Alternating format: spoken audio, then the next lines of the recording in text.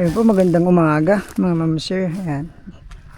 Dumayo tayo dito sa Umingan pa din. Barangay Buenavista. Ito yung property.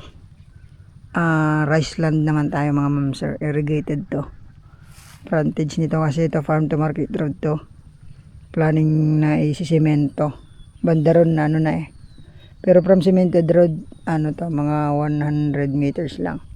Andyan po yung So irrigated siya, 14,000 mahigit yung property. Square type. Siguro nasaan rin yung frontage nito, 50 mahigit. So kagandahan po nito mga ma'am sir, third cropping to.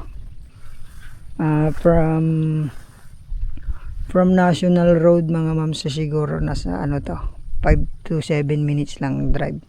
Ito yung property natin. Napagitnaan to ng Balungaw tsaka Umingan.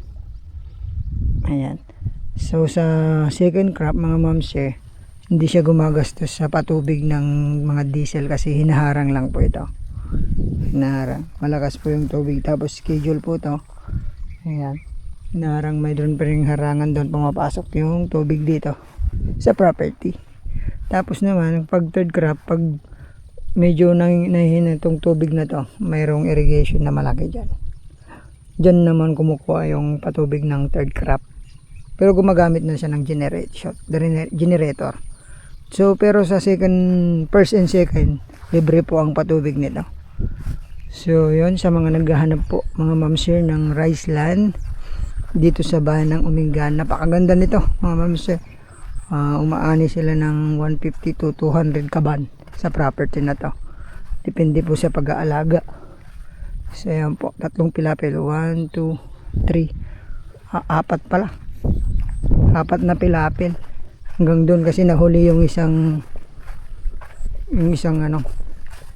nahuli itong isang pilapil dito na tinamnan. Nabitin, tas nagtanim, bumili na lang ng ayun po, from Manila 2 to 3 hours to. Deplex po, Rosales exit tayo. Nasa 25 minutes drive yung property. Kasi mga kasama natin malapit na po yung kalsada dyan.